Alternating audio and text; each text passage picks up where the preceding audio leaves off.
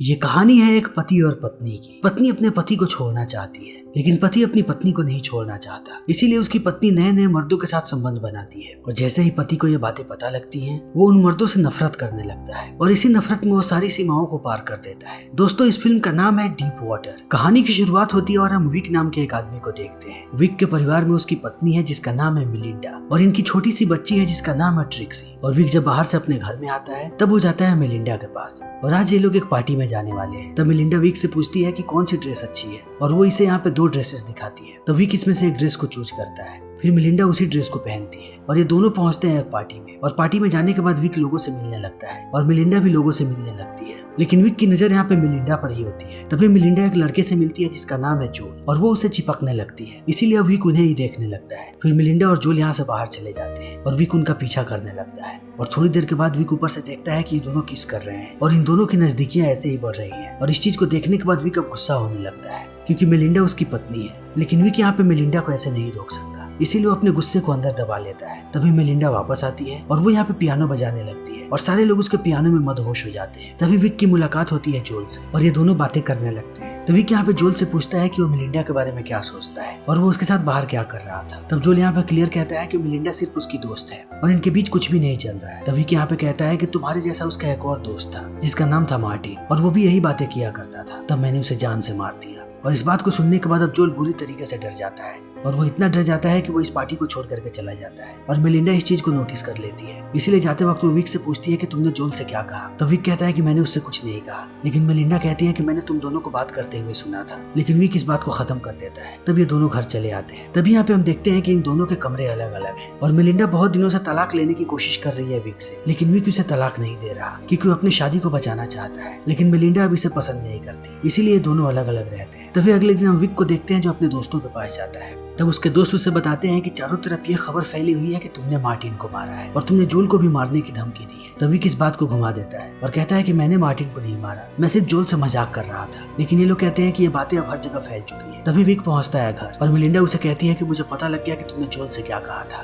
तुमने उसे रात धमकाया था और कहा था कि तुमने मार्टिन को मारा है और तुम उसे भी मार दोगे। लेकिन विक यहाँ पे सफाई देने लगता है। तब मिलिंडा उसकी बात नहीं सुनती और कहती है कि आज मैंने जोल को डिनर पर बुलाया है और तुम्हें उससे माफी मांगनी पड़ेगी। और विक भी इस बात के लिए मान जाता है। तभी जोल रात में घर पे आता है और वो विक और मिलिंडा के साथ खाना खाने लगता है और विक उसे सॉरी भी कहता है और इनके बीच ऐसे ही बातें चलने लगती हैं। तभी मिलिंडा विक को अपनी बेटी के पास जाने के लिए कहती है और कहती है कि वो अकेली है, उसके पास जाओ। और विक यहाँ से चला जाता है और मिलिंडा ऐसा इसलिए करती है ताकि वो जोल के साथ इंटीमेट हो सके। और विक भी इन बातों को समझ जाता है, इसीलिए वो अपनी बेटी को कहानी सुना करके वापस आता है। तब वो देखता है कि मिलिंडा और जोल दोनों नजदीक आ रहे हैं, इसीलिए वो उन्हें देखने लगता है और इसे देखने के बाद ये दोनों रुक जाते हैं और मिलिंडा अपने कमरे में चली जाती है और जोल बातें करने लगता है यहाँ पे विक से। और बातों ही बातों में विक कहता है कि तुम्हें क्या लगा कि मैं मजाक कर रहा था, मैंने मार्टिन को सच में मारा है। और इस बात को सुनने के बाद अब जोल फिर से डर जाता है और कहता है कि कल मैं ये शहर छोड़ करके जा रहा हूँ क्योंकि मुझे पेरिस जाना है। और इतना कहने के बाद वो चला जाता है। तभी अगले दिन मिलिंडा और विक दोनों पहुंचते हैं एक पार्टी में और सबको पता है कि विक को डांस करना नहीं आता क्योंकि वो कभी भी मिलिंडा के साथ डांस नहीं करता। लेकिन आज विक यहाँ पे एक लड़की के साथ डांस करने लगता है और वो बहुत ही अच्छा डांस करता है, जिसे देख करके सारे लोग सरप्राइज हो जाते हैं और सबसे ज्यादा सरप्राइज होती है मिलिंडा। और यहाँ पे विक उस लड़की को ऐसे छूता है जिसे देख करके मिलिंडा और भी ज्यादा जेलस हो जाती है। इसलिए जब ये लोग घर आ रहे होते हैं तब मिलिंडा विक से पूछती है कि क्या तुम उस लड़की के साथ सोना चाहते हो, और विक कहता है कि नहीं। और इस बात को सुनने के बाद विक बहुत ही ज्यादा खुश होता है क्योंकि मिलिंडा इससे जेलस हुई है और विक को अच्छा लग रहा है कि मिलिंडा को अभी भी उसके लिए फीलिंग्स है। और उसके साथ साथ मिलिंडा यहाँ पे विक को प्लेजर भी करने लगती है और इसी रात ये दोनों बहुत दिनों के बाद इंटीमेट भी होते हैं और अब मार्टिन खुश होने लगता है। तभी अगले दिन उसे अपने बैंक से कॉल आता है और उसे पता लगता है कि मिलिंडा ने किसी लड़के को $3000 दिया है और उसने रिमार्क में लिखा है पियानो क्लास। इसीलिए विक कहता है कि इस चार्ली के बारे में सारी चीजें पता करो और जल्दी ही इसे चार्ली के बारे में पता लग जाता है। इसीलिए वो पहुंचता है चार्ली के पास। तब वो देखता है कि वो पियानो बजा रहा है। इसी वक्त यहाँ पे मिलिंडा भी आ जाती है और मिलिंडा जैसे चार्ली को देखती है फिर से विक को उस पर शक होने लगता है और उसे लगता है कि अब मिलिंडा का चार्ली से अफेयर चल रहा है। इसीलिए अब विक बहुत ही ज्यादा गुस्सा हो जाता है क्योंकि मिलिंडा की जिंदगी में एक के बाद एक लड़के ऐसे ही आते जा रहे हैं और विक को ये बात बिल्कुल भी पसंद नहीं है। इसीलिए विक गुस्से में घर आ जाता है। तभी टीवी पे हम एक न्यूज देखते हैं जिसमें हमें पता लगता है कि मार्टिन की लाश मिली है। इसीलिए अब विक सोच में पड़ जाता है कि हर जगह ये बात फैली हुई है कि मार्टिन को इसी ने मारा है और अब उसकी लाश भी मिल गई है। इसीलिए अब सबका शक इसी पे जाएगा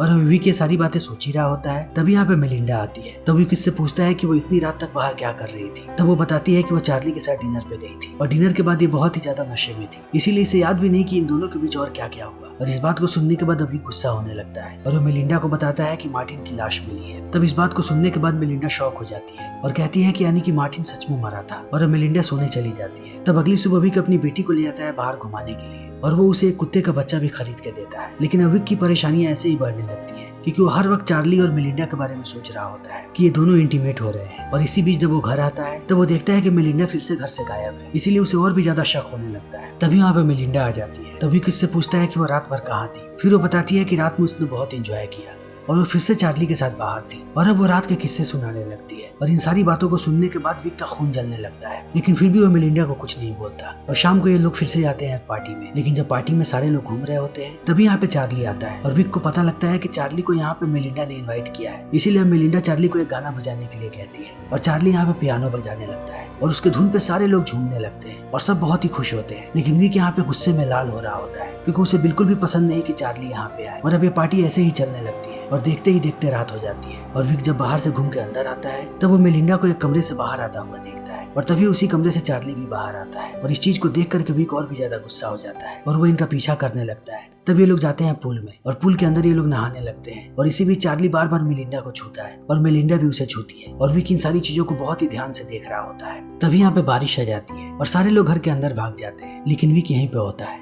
और वो चार्ली को पानी में देखता है, इसीलिए वो भी पानी के अंदर कूद जाता है और वो चार्ली के पास जाने लगता है। फिर थोड़ी देर के बाद वो आ जाता है घर के अंदर और अंदर आने के बाद कुकीज बनाने लगता है और इसी बीच उसका हाथ भी जल जाता है, इसीलिए वो चिल्लाने लगता है और सारे लोग उसके पास आ जाते हैं और उसके हाथों को देखने लगते हैं। तभी मेलिंडा बाहर देखती है और उसे पता लगता है कि चार्ली की लाश पानी के ऊपर तैर रही है, इसीलिए वो चिल्लाने लगती है और सारे लोग जाते हैं चार्ली के लाश के पास और वहाँ पे विक भी जाता है और वो पानी में कूदता है और चार्ली की लाश को बाहर निकालता है। और अब सारे लोग बहुत ही ज्यादा डर चुके होते हैं, इसीलिए यहाँ पे पुलिस वाले आते हैं और उसके साथ डिटेक्टिव्स भी आते हैं और वो सारे लोगों से पूछताछ करने लगते हैं, लेकिन किसी को कुछ भी पता नहीं होता।